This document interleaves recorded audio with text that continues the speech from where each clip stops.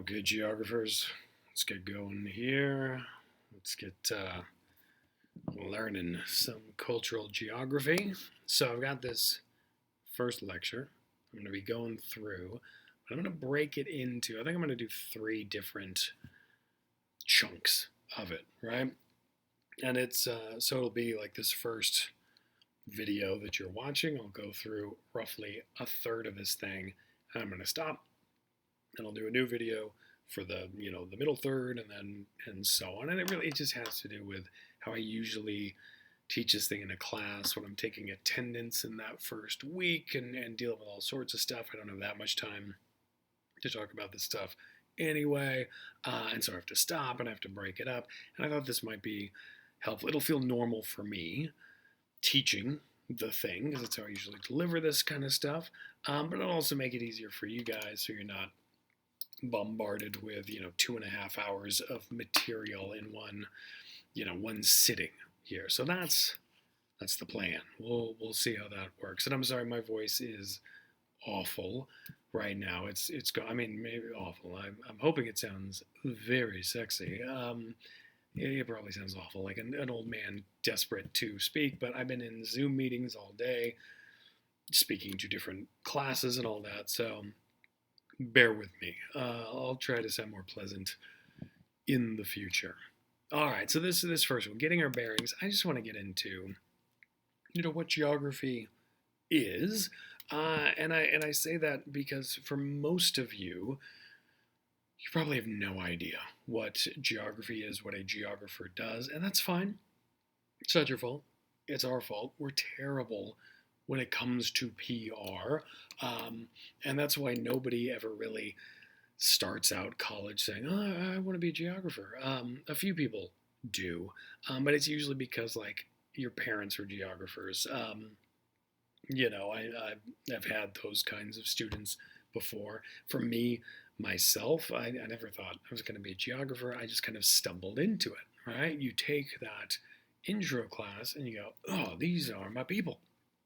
And that's what we're working for here, right? For all of you guys, no matter what major you have, no matter what it is you're trying to do with college and for a career and all of that, you're trying to find your people, right? Who are your people that you want to associate with? And I don't mean that like in a tribal, creepy kind of way, but it's just like, man, if you got to go to work, if you got to work a lot all the time for 30, 40 years or whatever, you might as well be doing it with like-minded people who like the stuff you do, who think not, completely like you do, but get you, if you want to think of it that way. So that's why I picked geography.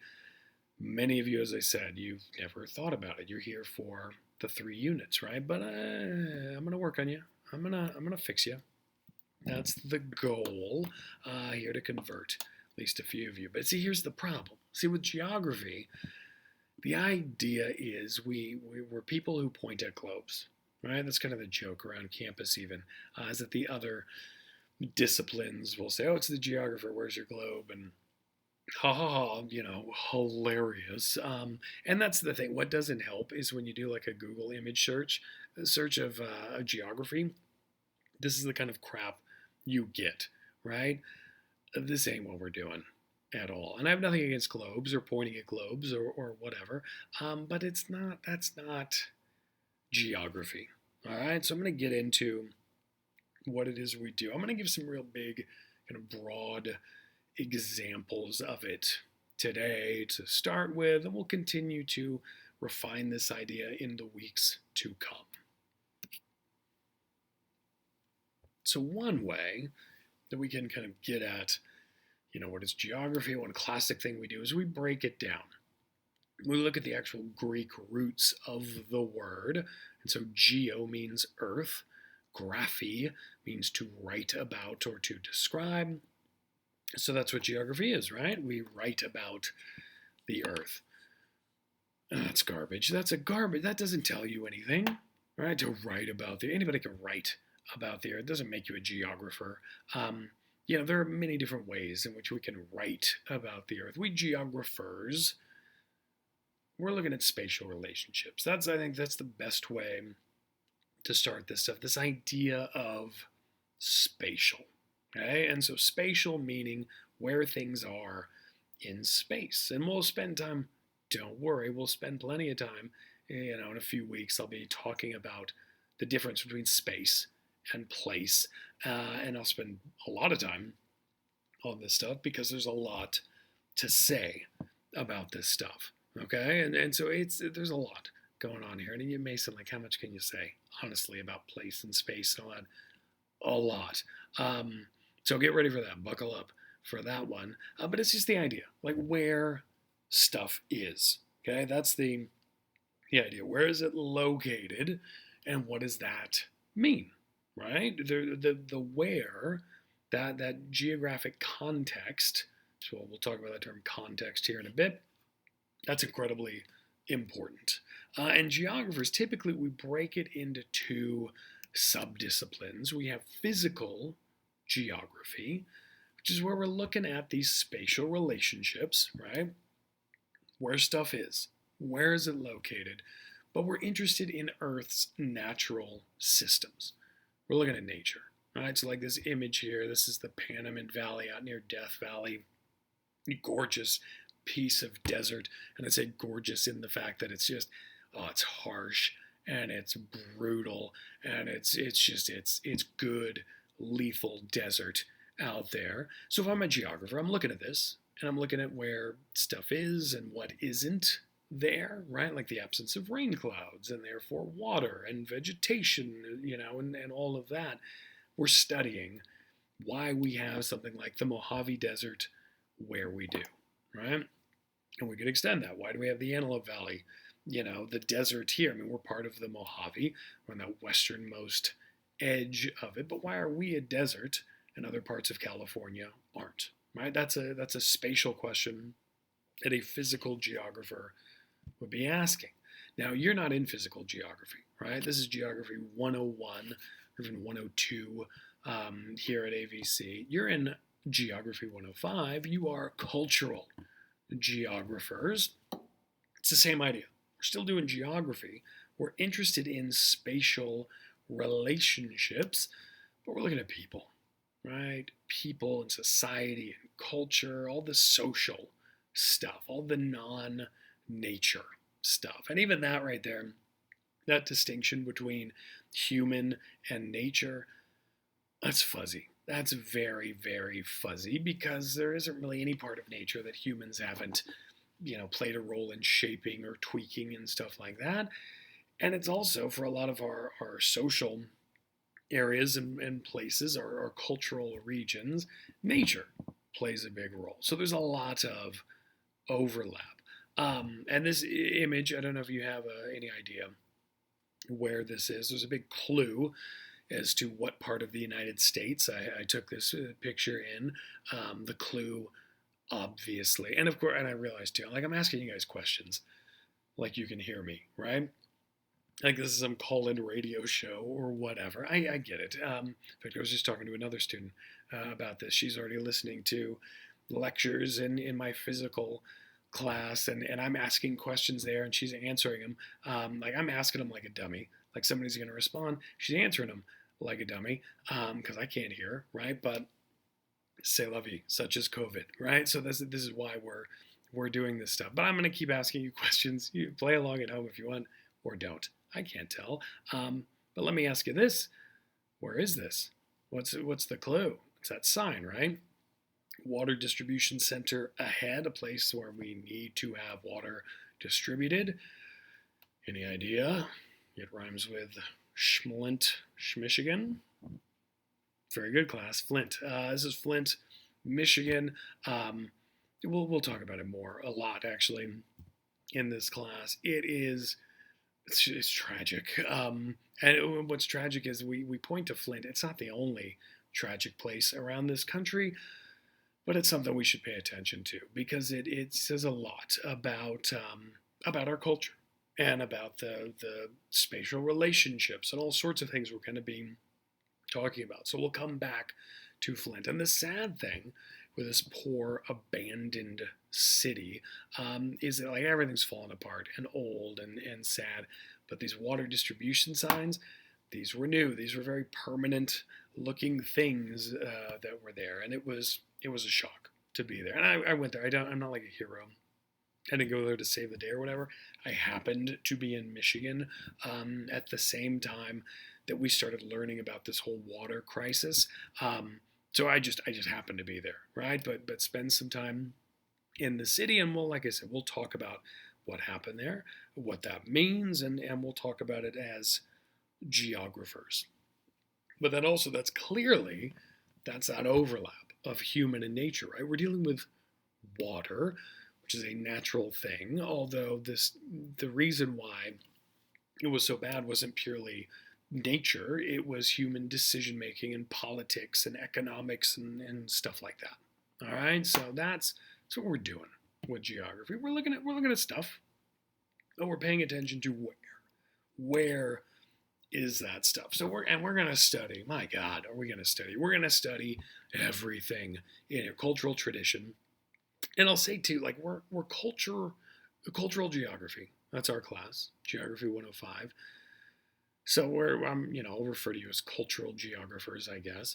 Your textbook, that Steve Graves book that I talked about at the first Zoom meeting, you can see in the syllabus. It says Introduction to Human Geography. It effectively means the same thing. Now, there are some people who would debate me and say, my God, no, they're totally different. It's the same goddamn thing. It's the idea that we're talking about people, right? If you consider yourself to be a cultural geographer, you might focus a little more on this aspect, whereas if you say you're a human geographer, you might say this. I say I'm a human geographer because I think it makes more sense for what it is I do. But don't worry about it. Don't get hung up on that. We're going to talk about culture. We'll get into what that is and what that means. We'll also get into biology, though. We'll talk about biological differences amongst humans as well as similarities. I already told you guys we're going to talk a lot about race and racism and, how silly it is, but at the same time, doesn't matter. You can't tell a racist that biological difference and race and stuff, it doesn't matter. A racist is still going to be racist, right? So we'll get into that. Social interaction, how we, interact with one another, when we're actually out in public, not in a quarantine. We're going to talk politics. We'll get into historical events, all sorts of good stuff to go over. But then you might be thinking, hey, wait a second. Oh, this is going to be easy, or this is going to be boring because I had a cultural anthropology class, right? Or I'm a sociology major. This should be the easiest thing ever. Or, my political science class was great. When we talk about politics, I'll be a pro. I assume that's how you talk. That's what I hear in my head when you guys speak. Have you had these classes? Again, I ask, not able to hear you or see you or anything. You might have had this stuff. You might have learned about this stuff. You might say, oh yeah, I've heard about that before. So some of the content might be, similar, but we're gonna get into context. Okay, that's the real key thing. It's where. Where is this stuff taking place? This image here, this is a cemetery, World War II cemetery and memorial. Now it's in Eastern Europe. It's outside of Minsk, Belarus, and it's the people who died during World War II. And World War II, it's something it'll come up because it always comes up. It's a big important event for modern life. But with this one, we know. How about this pop quiz? Where did Hitler start really running into some trouble from a military standpoint? I mean, the dude had trouble, right? We can all agree on that in a variety of ways. But when we're talking army stuff, what do we always point to? Is like where he got into trouble. And here's a hint: it's the same place Napoleon got into trouble. Anybody know? I don't know. Let's just say it's heading into Russia, right? It's whether it's Napoleon's army, the Nazis, when they're trying to go into Russia, they go in during the winter. It's cold. Just like this picture was taken in April, just so you know, and it's covered in snow. So we're talking cold, right? And that's a thing. That's context. Is that these people trying to conquer the world ran into trouble precisely because they weren't paying attention to context, fighting in, wherever, Italy or Poland or Northern Africa or any of that stuff in the winter. That's fine. Even Poland's kind of starting to push it. But then as you start to head into the upper parts of Asia, it gets cold, and armies don't do well, and all that stuff. So that's what I mean by context. But then also I want to spend time, when we're looking at this context, like looking at the stuff that we don't necessarily always get at. Like this here, this cemetery, tragic. And I have pictures of this one. It's heartbreaking. And it just like with the people who died, the children who died, the innocent folks who died. I mean, the losses of the, in this case, the Belarusian people, but the Soviet people, throughout this part of the world, the losses were staggering. Stuff that we didn't see in our country because the battle wasn't really being fought, in the U.S., with the exception of Pearl Harbor, some isolated incidents here. The real war was going on here in Europe, right, or out in the Pacific, or wherever. So we're going to come at this from that American standpoint, because that's what, for the most part, we are. That's what your instructor is, right? I'm an American. That's how I study this stuff. It's like I was saying, like talking about race. I'm a white guy, and you can say like, well, what does a white guy know about race? Exactly. That's how I approach this stuff. That's how I'm going to teach it. But I'm also going to point out the stuff like a dumb white guy like me wouldn't necessarily think about right off the bat, or what a dumb American like me never really thought about right off the bat until I learned about this stuff, right? So that's the other thing with content. We're not just going to get into like what is culture and be good there. We're going to get into where is culture, right? Where does it exist? Where is it reproduced? Where is it challenged and contested and altered and changed and all that stuff? The where, the context. That's what's going to make this different from any of these other classes where you've seen some of this stuff before. And it's why I love geography better than that other stuff, because I think the where is so incredibly important. Here's another deal with context. So it's the idea of place and space, right? The where. But another thing we're going to look at, it's movement, mobility, how we get from point A to point B, God, I'm tired. Point A to point B. Here's a classic example right here. So I think you guys can see my mouse here on the screen. So this, was my idea of the road trip growing up, right? I mean, I'm not this old, but it's not too far from that. I'm a white guy. Road trips were awesome. We would load up, and I mean, they might be long, but we'd go see new things, and it was fun because we'd stay in a hotel or go camping and eat at new restaurants, and yeah. And then I learned about this right here. And I'll have you know, I learned about this before that movie came out, before it was cool to know about this. Yeah. It was like a year or two before the movie. I don't remember when I had it. Look, it was still a case of me, dumb white guy, going through life. I was at this Route 66 exhibit down at the Autry, and going through, and it was all this, neon and cool cars. It was like Route 66, it's the coolest, and you had Jack Kerouac's scroll of On the Road, and it was dorky white guy heaven. And then you turn the corner, and they show you one of these green books, and I had no idea these existed, and I was an adult man. Honestly, this was like 2016, 2015, something like whenever this happened. And I just saw this, and the Autry, they had this display, and it was this great pause in just the museum experience, where it's like, screeching on the brakes, to use an awful road metaphor here. But the idea, and if you're not familiar with these things, the Green Book, it was something for Negro travelers, as explained here. You can see this one is, was that 56 or 36? I think it's 56. I don't have glasses on. But it's from a while ago, predates the civil rights era. So this is when, yeah, if you look like this, you could travel anywhere in this country and be okay. And even if you weren't fully white, right? Like you were, Italian or German or Irish or Jewish, of whatever Ashkenazi descent or something like that, you can still pass as white, right?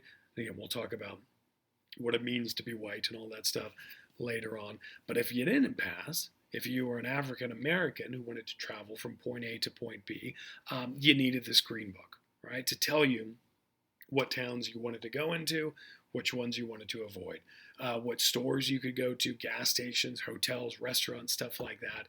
It was a way to avoid either ugly racist incidents or worse, right? Or murder at the hand of, bigots throughout this country. I mean, it's just staggering to think that not only did this exist, but that people were okay with the fact that it existed, right? Like I can say for me, like, oh, at least I didn't know about it. And they didn't publish these, since I've been born. But even the fact that I didn't know this existed, that this wasn't part of American history, like that's embarrassing for me, I feel. And that's why I've been trying to learn as much as I possibly can about this kind of stuff. And that's what I'm going to be, helping share with you guys, is getting you thinking about this kind of stuff. Like, it's not just that places are different or whatever, but like how we move from point A to point B is different for everybody. And that has to do with, racial differences still today. I mean, a lot of people point to the fact that, that stopped publishing in the 60s because of the civil rights movement. That's bullshit. It's not like the Civil Rights, Act, all that legislation. It's not like that made everybody go like, well, we can't be racist anymore, right? Still happened. I think there are other reasons I've speculated, and this is one of the articles I have you guys read. The thing I wrote on the Green Book. I speculate that it has to do with more about how cars and interstates changed, and not how our thoughts about racism change. That's why we don't see it anymore. But we need to be thinking about that. And then also spatial reasoning. That's another thing. We're going to learn how to think like geographers and how to be able to look at something and use this geographic insight to put things into context, right? Or to have you guys be able to, see something happen in the news, or, read about it online or watch something on TV or whatever, and, ask these questions like a geographer and start to get answers. I mean, that was the greatest feeling in the world when I started really learning this stuff, and I could see things happening, in the news, and go like, oh yeah, I get it. I get why this is happening, right? And that's what I'm going to be, trying to share with you, help you think critically about the world, and not just be a victim, right? About for whatever reason. So that's what we're doing, baby. This is going to be the good stuff in here. Now, one key thing as we're moving forward, and one thing I like to start with, is this idea that place is unique. Okay, no place is the same, and we'll talk about this concept of placelessness.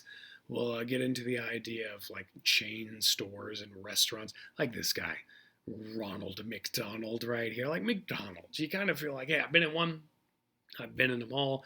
We used to. It doesn't seem like we pick on McDonald's that much anymore. Now it's like Facebook and Amazon and stuff like that. But it used to be, back in my day, kids, McDonald's, that was the devil, right? And if you wanted to be this radical, cool, person, you didn't deal with McDonald's because they were awful. I mean, just look at the guy, right? I love this picture. I stole this off Google, but doesn't it? It kind of looks like, Hitler talking to the Nazis up there, like he's giving some evil hate speech. Yeah, I don't trust that smile at all. McDonald's, they just want to take over and make everything the same. No McDonald's is ever going to be the same. Right? You can't go into one McDonald's and feel the identical experience because of a variety of things. Some of it's just physical difference. It was the author Larry McMurtry wrote, I think, which I've always loved about, I think the book is just called Roads. And you can tell that's my stuff, right? I love mobilities and roads and cars, and that's what I've done a lot of my work on. But in this book, or Roads, I think that's the one by McMurtry, he just talks about how, no matter where you are in the country, the light's always going to be different, right? So it's like the idea you could go into a McDonald's here in Southern California, and then you could go into one in, I don't know, Montana, and then go into one in Iowa, and one in Florida, and one in New York. And yeah, they'd be similar. You could get a Big Mac or whatever at all these places. You would know how to order, kind of know what to expect. But just the light alone of that sun shining in through the windows, it's just going to be different. It's going to feel different. So you got that physical difference, and you're going to have cultural differences as well.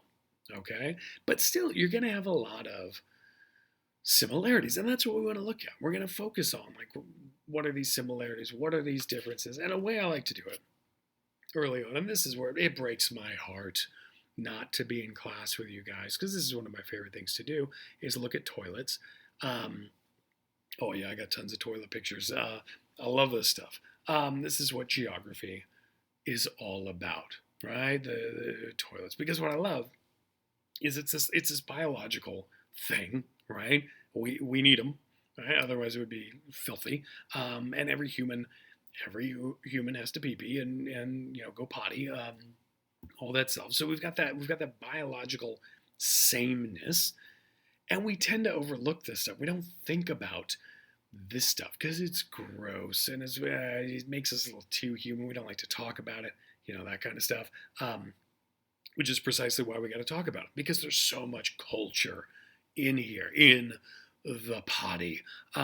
So these are two separate pictures. And what I would do if we were in class is I would have you guys, and say, like, what's the same about them, like a teacher. And you guys would look at it and you would point out things like, what's the same? I'm just waiting for you guys to talk. I don't, God, I hate this online stuff. Okay, so the same one thing that students point out, the tile in both, right? We have, like, the 6-inch square white porcelain tile here and here, right? So that's the same. In fact, what's fun here? Fun fact: the reason why we use this white porcelain tile, it was, I forget if it was the 30s or 40s or when exactly it became mainstream, but the idea was that white tile was meant to convey cleanliness.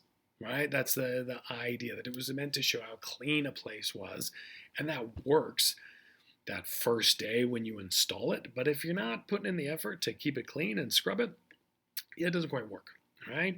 But we got that same white tile in both places, and we could say for same, like they're both, water-based toilets. There's the white porcelain that makes up the toilet itself. The same, honestly, with this stuff. And not that fun. The difference, though, that's a hoot. So I'd ask the students, okay, what's different about these toilets right here? And we'd get into the fact like this, ladies, just so you know, this is called a urinal, right? This is the greatest invention ever. This is the best thing we fellas ever figured out how to do. We just walk into a place and we pee right into the wall. Right? We don't have to sit down. We don't have to mess with seat covers or whatever. Like we guys would mess with seat covers anyway. No, we just walk up to a wall, we pee in it, and we turn around and we get back on with our business. Right? Because we are men. That's what we do. So yeah, this is a urinal right here. So just so you know, whereas this one is your more typical, multifunction potty. And I should say too, ladies, this is just for number one. Right? We just pee in the wall. That's all we are technically supposed to do with this. Okay, so that's how a urinal works, hence the name. You follow? Urinal. Yeah, learn something. Whereas this is your all-around multi-purpose potty, right? So we got that. And so people would say, oh, okay, clearly this is a men's room and this is a ladies' room. And I would say, well, okay, I get the men's room thing, but how do you know it's a ladies' room? And people would point to the trash can. And then this is where I would give it away. This is where in the class I go like, what do you mean a trash can? Like, ladies like to be able to throw away their food wrappers or what? Like, why do we have trash cans in the ladies' room? And then somebody will say, for feminine products or whatever they say, trying to be all clinical with it, and I would say, I'm sorry, I don't understand what you mean. And then somebody says like, for tampons or whatever, and I pretend to throw up, like I'd never even heard of this before, and it's very misogynistic, and it's a fun little game that we play. Yeah, I'm aware that the ladies will throw away their feminine products in here because you're not supposed to flush it because it'll screw up the toilet, right? So, and look, it's pink. I mean, it's got to be a ladies' room. But then I say, are you sure? Because who took these pictures, right? And it was me. And you can look if you're paying attention. Kind of hard with like the flash in here, but the seat is up, right? So clearly, yeah, I just finished. This is what I do. This is my jam. I had just used said potty, clearly going number one. I lifted the seat up, ladies, don't worry. Took the picture for good measure. I should have put the seat down, thinking about it, if only I could go back in time and do that. So, what's the deal? Was I in a ladies' room? Did I do that just for educational purposes? I could. I don't know if you guys are aware. I can do that. Professors can do that. We have special cards where if it's for education, we can go wherever we want. So yeah, pre-COVID, that was me. You usually see me in the ladies' room just doing science. No, of course, I'm not going into a women's room, ladies' room, whatever. That is not a ladies' room right there. Another thing too, another difference. I'll just point out stuff because there are all sorts of questions. Like you notice here, the plumbing is a train wreck right here. You've got this exposed pipe, and if you can't tell, this is a gate valve right here. So it's like, when you turn on your hose at home. And so what you do is you go pee-pee in here, and when you're done, you're like, I got to flush that, right? And so you open up the gate valve, and you just let water come through. And when it seems clean enough, you shut it off, right? There's no automatic shut off or whatever. It's the honor system right there. And it's exposed, and this is like some vent or drain pipe or whatever right here. It's hideous. Whereas with this one, it's like, the toilets we have in our homes for the most part. All the plumbing is more or less tucked away. It's like it's magic, right? We don't even question about, how water's getting in and things are leaving and all that stuff. So there's a difference. People have asked about this, like, is there blood all over the floor? No. It's a really bad tile job down here. It's like the mortar in there just went all up onto the potty, and it's that kind of unfortunate reddish color. So that's all that is. Okay, so there's some differences. And so then I'd ask students, okay, well, where are these things? Like, where would you expect to see these? Like, are these on the AVC campus? All right, first question. And for a lot of you can't say they aren't, right? You've been in some of the buildings we have where you're like, I'm not sure if I actually saw this thing, but yeah, that could be over in like the ME building or the SSV or whatever. Same thing with this here. So there's not like, it might be here, where we're taking classes. Could be a lot of people's like gas stations, stuff like that. And then I ask, well, are they even here? Are they even American toilets? Are these foreign? And then a lot of people immediately say Mexico, which is racist as hell. What are you doing? Come on. We just assume if it's dirty, it's Mexican. Not cool, students.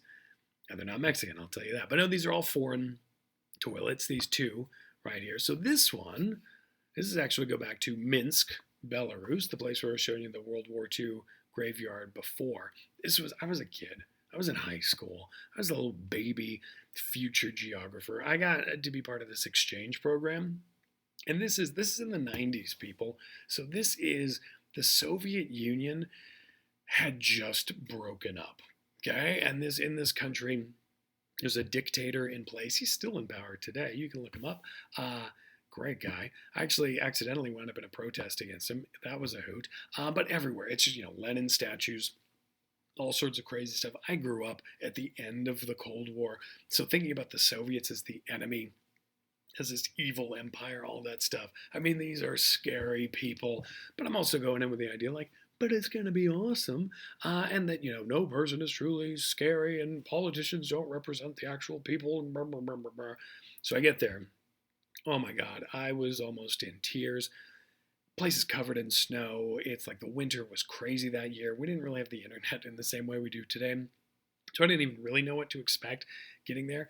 We land in this airport, the international airport, which was tiny and scary, and we're immediately greeted by all these guards with AK-47s just kind of glaring at us. Great, and I have to pee after the flight. We flew in from Germany to get in there. I remember the flight attendants even said when they asked where we're going, we said Minsk, and they said like you're staying in Minsk, and we said yeah, and they actually said, swear to God, they said why, like worried for us. So we're already panicking, and yeah, the guards are there, and I just go into the bathroom because I gotta pee, and I go in there and I see this urinal, and oh, I mean it broke me. And all I could do was I just pulled out my camera and I took a picture. And that was my first toilet picture I think I ever took in my career back in the 90s when I was a little baby, almost geographer. But yeah, because it was the thing, whereas like I knew what it was, what I was looking at. The white tile looked so familiar, right? So I was kind of in my comfort zone, if you want to put it that way. And like I was in a men's room. I've been in a bunch of these. I could handle it. But then to look at it, right? The exposed piping and the gate valve and all that stuff. And it was just like, the hell am I doing? Well, oh God, I'm gonna die. I'm gonna take, an AK bullet out there. And it was a good. I didn't even get to go to college. God, it wound up being fun. It turns out actually why the guards were there is that what I heard later was that Lukashenko actually had just flown out from the airport, and those were his guards, his bodyguards, who saw him to the plane itself, and they were just leaving, and they didn't care about us. And then I met, the host family, and they were fantastic, and I had a great time. Oh, yeah, it was fun. A girl pierced my ear in a bathroom, and saw like they got to dance underneath Lenin statue. I mean, it was just, oh, it was great, and I learned some like academic stuff too. But oh, it was fantastic, super cool. So yeah, that's this first one. But then okay, so I do a foreign potty right here. Well, that's not going to be another foreign potty, is it? No, it is. But it's from a different part of the world. This one is in Cusco, Peru. Okay, so not Mexico. Man, come on, guys. No, it's further south. It's Peru. And so this one I took because by this point I'm taking potty pictures like crazy. But this was actually in college. This was it wasn't an exchange trip. It was a summer abroad trip. But one thing I will stress with you guys is when all the pandemic stuff calms down, hopefully it does. If you have the ability to travel abroad through your college, well, at AVC we have some stuff through other places, but typically when you transfer to a university, I was at UCLA for the Peru trip, but I did it through UC Davis because all the UCs work together. UCLA, they had lame places they were going to. Davis was going to Peru. So I did it, and I got like 8 units, worth of credit in history classes of the Andean region. That was cool. But I also got to spend a summer in Peru. It's the greatest thing in the world because you'll have a professor who can sneak you into all the best places. You meet all sorts of people. You get acquainted. You're not a tourist. You're a student. You are learning about the place. You really get to know it, right? So that's where this is. And again, what's I think cool about it, completely opposite side of the planet, same white tile, right? That says a lot about capitalism, post-World War II, capitalism, even in a communist nation, right? And we'll talk about communism and capitalism and democracy and all that stuff, and how everything you've most likely heard about that stuff is complete garbage. And we'll talk about it. We'll talk about how capitalist some communist nations can be. We'll also talk about how communist many capitalist nations can be, and how we're stupid if we get hung up on labels and all of that. Right? So we'll talk about that more. But what's great about this, so the idea of this trash can being for feminine products. No, I mean, yeah, if you got them, put them in there. If you're done with your tampon, throw it in there. Great. But that's not the only reason why it's there. And I found this out the hard way.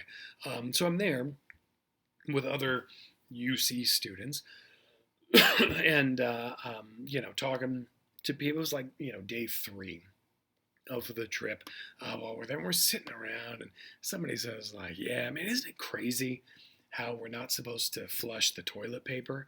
And everybody's like, yeah. And I'm like, yeah, that is crazy. And by the way, I mean, I'm not flushing it, right? But why aren't we supposed to be flushed? I mean, I'm not doing it, but I'm asking, so I can tell people back home, like, why wasn't I flushing it? Like, what was the reason for me to not flush? I've been flushing it. Nobody told me not to, right? Turns out you don't flush it because the plumbing can't handle it. The sewers can't handle paper products going in there. So all these trash cans, which are everywhere, yeah, it's not for if you got some receipts in your pocket or whatever. No, the toilet paper goes in there, right? And you would think, like, if that's the rule, and you're a place where you got a lot of gringos coming down to hang out, a lot of clueless Americans like moi, you would put up a sign in the airport, right? Like, welcome to Peru, welcome to Lima, welcome to Cusco. Because I flew into Lima, then flew up to Cusco, and you'd think there'd be a sign like, welcome. By the way, don't flush the toilet paper. No sign. No sign at all. So I probably really destroyed the country. This was back in like the year 2000. They seem okay. They've had other problems, but yeah, again, same, different, right? And things we might know, our culture might tell us, oh, that's for the ladies, for their tampons or pads or whatever. But our culture is screwing us up, right? We think of culture as a way we decode all of these things around us, right? It's like a language. And when we look at the landscape around us, whether it's something as simple as a bathroom or something exciting like some, fun destination to go travel to, or just whatever, everyday walking around, we use our culture to read the clues and figure out what it is we're supposed to do. Right? And usually what we're doing is we're making sure we don't make a horrible mistake, we don't embarrass ourselves, we don't stand out. But it's a good example that no matter how familiar something might look, our culture, it can be helpful, or it can actually make us flush the toilet paper when we're not supposed to, right? So okay, there you go, potty. So you get what I'm saying? Like, context is important. Place, no matter how similar it might be, it's always going to be unique for a variety of reasons. You follow? Okay, here are more potties. You guys, can you tell what these are? These are urinals, and they're it's just PVC pipe and big funnels on the end of them. This, you have any idea where these are? I don't even want to hear what kind of racist, awful, nationalistic ideas you have about where I took this picture. What kind of third world countries you're denigrating by assuming this is the only kind of plumbing they have. You know where I took this picture? California, but in Northern California. Savages. This was, and we'll see more examples of this stuff. Some of my latest research has been on Jeeps and off-roading, four-wheeling, that kind of stuff. Basically, I try to study rednecks in the wild. That's my thing. And I say study the rednecks in the wild. I got a Jeep. I drove to this place too. I had just as much fun. I used these toilets. But this was one thing. This event I was at, out in the middle of the Sierra Nevada, had to drive in, incredibly remote, but a bunch of people driving in for this fun weekend. Okay. And so they had set up, there's a bar there, there's a band playing, again, out in the middle of nowhere, super cool. And because people are drinking and having a great time, they make sure that there are restroom facilities out here. And for the fellas, they had this little tent area. And I remember going, was enjoying an adult beverage and needed to relieve myself, saw where the men's room was, and I throw open the curtain, and I'm faced with this. Luckily, nobody was in there, so I could, take a picture of a toilet, which is my jam. So I took the picture, and then, made sure nobody saw me, because I don't want to look creepy, even though it's creepy. But, it's for science and knowledge. But I did this, and I go in. And so here's the deal. Again, ladies, I'm going to give you some clues. So, like, culture dictates for the American male, when you go into a men's room and you have more than one urinal and there's more than one guy in there, You don't talk at all. You walk up to the wall, you pee into the wall, you keep your eyes forward, you don't make any noise whatsoever, right? You just get in there and you do it. And my God, do not look down. Do not look down. If you see another guy's thing, I don't even know what happens because I've never looked. But if you see another guy's, I think you turn gay. I think that is what happens. That's what we guys are worried about. You don't want to, you see a thing, you turn gay. Oh, awful. And who wants that, right? I mean, unless you're gay, and then, go for it, because, I mean, it's a pretty good deal. I've thought about it. Just hanging out with fellas all the time, awesome. But no, again, don't look at the thing, don't want to be gay, okay? So we go in, we're quiet, and it's so tense. And I'll have this, like when we're on campus, I'll go in to the bathroom in between a class, and students I know come in, or other professors I know come in, and we relieve ourselves, but we don't say anything. And we know who's around us, but we don't say anything. And it's only after you've stepped away and zipped up and all that stuff that you can begin to speak, right? This culture. It is, and that's a dissertation right there, at least a really good paper. Where did that come from? Because it's not universal. That's an American thing. That's an uptight hetero guy thing. If the ancient Greeks had urinals, they might have. I don't know. The Romans probably did. They wouldn't have cared. No, they were cool about that stuff. So, I mean, it's a very American thing. And it'd be interesting to know, how did this come about? Note to self. Look into that. But so anyway, so when you're faced with this, what we're looking at here, these funnels, oh my God, this is culturally, this is shocking. Right? Because it's just open. And usually, like in a men's room, if you have multiple urinals, you have the little fins or wings that come out from the wall, these dividers, to help you not look at a guy's thing. Right? That's what we have. We have these privacy walls that come out to ensure that no thing is seen by anyone, except, you can see your own thing, but that's it. Right? Ladies, see what you're missing out on? But here, no thing, wings to protect us at all. So you're like, okay, I gotta pee. Let's do this. And other guys came in, and let me tell you, I had some of the best conversations with guys that weekend in this bathroom right here. Because what we all basically did, I mean, it helped that everybody was drinking, but what we did is you go in and you're like, oh, shit. Okay, I gotta go. And so you go in and you pee. And you're chatting and you're having a good time, and you're not afraid of things, and all that. That's the idea. So again, context, right? Like, that's the great thing with culture too, and how we interact with other people. Where something takes place, where the social interaction takes place, is going to determine actually what's going to happen, right? Like in this case, you're taking a leak with other guys. Are you going to be uptight and homophobic and all that, or are you going to be having a good time, right? Big difference between peeing into a wall and peeing into a funnel. You follow? People, this is geography, all right? And so you thought we were going to spin a globe and point to, like, there's China and all that. No, we're talking potties. We're talking important stuff. Uh-oh.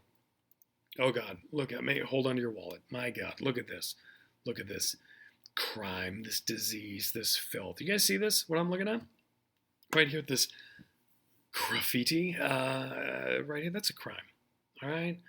Graffiti is a crime, and I find it awful, and they should lock up every single one of these people who draw this stuff. I don't even know what this is. My God, what is that? It looks like intestines. Who wants to see? If I want to see intestines, I'll look at an anatomy textbook or something like that. Disgusting. All right, and so I'm saying this way, but a lot of you, I know, because my students are quite often criminals themselves. You're looking at this, you're like, oh, what are you talking about, old man? This isn't a crime. This is art. This is art of the street. This is poetry. It's beautiful. Yeah, you're a criminal if you think that. No, man, this graffiti is bad.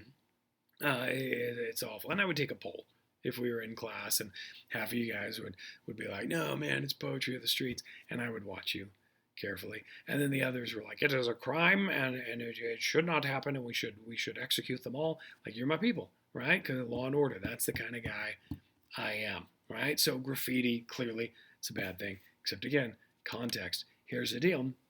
This is in this like $1 million loft in Manhattan, I think somewhere. I stole this off of Google, but it's some little luxury apartment for some, let's be honest, for some douchebag, right, who can afford it. But to get that street cred, what we're going to do is we're going to put in our graffiti in there. So when you're like bringing girls up or whatever, you can be like, oh, this, yeah, one of my friends, he's a graffiti artist. He did it for me. I like to keep it real.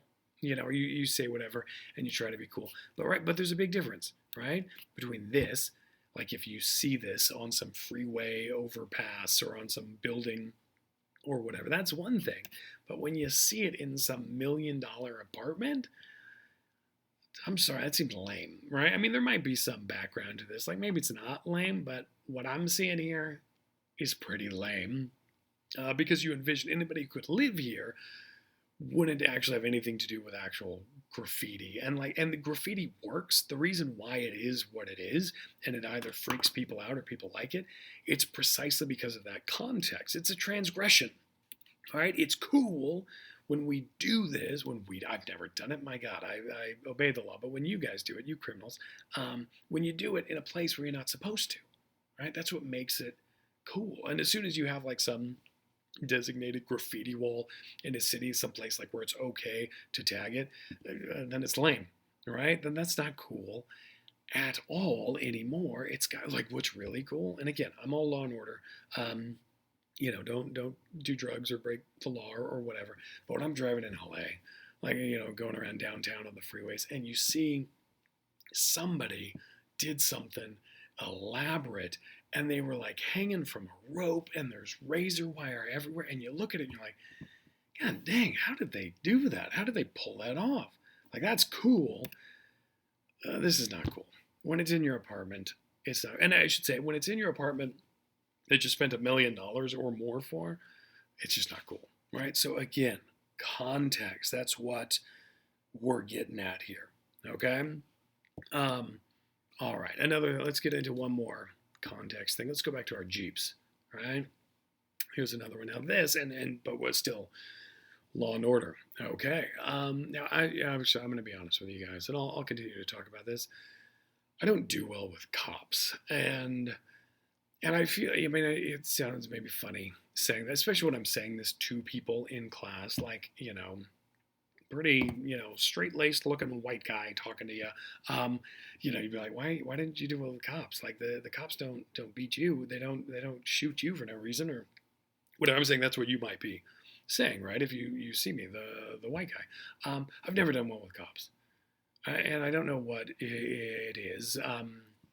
Exactly, but I get paranoid, and there's no reason to. It's not like I just killed a person, but I start to kind of get uncomfortable, right? So usually whenever I see some kind of officer of the law in uniform, I get quiet. I get small. I try to blend in. I don't want to get in trouble, for whatever reason. So I usually avoid them. But this is kind of cool because I'm a Jeep guy and I like Jeeps. And so this is along the Rubicon Trail in Northern California, not too far. This is a few miles away from those funnels where I was peeing that we saw before. But the Rubicon Trail, it's a Jeep trail, but it's also technically this county road for El Dorado County up north. And so there's got to be some level of law and order up there, right? But it's a rough road, something that four-wheel drive vehicles, only can go on, and not even like, you can't buy a Jeep like stock, from the Jeep dealer and be okay. You got to modify it. You got to lift it up and put armor on the bottom and get bigger tires and stuff like that. And like even you've seen, I'm sure, these Jeep Rubicons out there. They have the Rubicon across the hood. It's the Rubicon edition, named for this world famous trail up in Northern California. That's why it has that name. But even most of those Rubicons that you buy just like straight off the dealer, even those struggle to get through this. It's got some pretty gnarly sections in there. So that's where I was, driving around on this thing. And so, yeah, the crime can happen, and the El Dorado County Sheriff's Department has to keep order here, maintain some sense of law and order in this area, but they can't drive a normal police cruiser up here. So they got a few of these Jeeps that are pretty sweet. This one right here, was the first, and Jeep itself, the company, actually donated it to the sheriff's department. Great PR campaign, right? But it was a way for the sheriff's department to patrol this area. Okay, so during this weekend where we had the funnels and all that, I've been on this thing a few different times and at some different events, but this one in particular with the funnels, we had this thing where everything's going fine. We're all having fun and whoop-de-doo-de-doo. Kid ODs on some drugs, pills. That was all I got in terms of what it was. And I said kid, he was like 16 or something like that. You had to be 16 to be there or older, but I think he was like a 16-year-old. He's there with his dad. Somebody else is there selling pills, whatever pills these are. Kid buys them, has one too many, overdoses, and it's tragic because we are miles away from civilization. A helicopter comes in, picks the kid up, and the dad takes him to the nearest hospital in, I don't know, Lake Tahoe or Reno or Sacramento. I don't know where the nearest one was. They get there. It sounds like the guy was okay from what I remember. So the kid's okay. But there's this drug dealer there. And we had this sheriff's sergeant was there that day, just kind of hanging out. And he's in full uniform. And it's kind of a little off-putting, but he's trying to be cool and all that.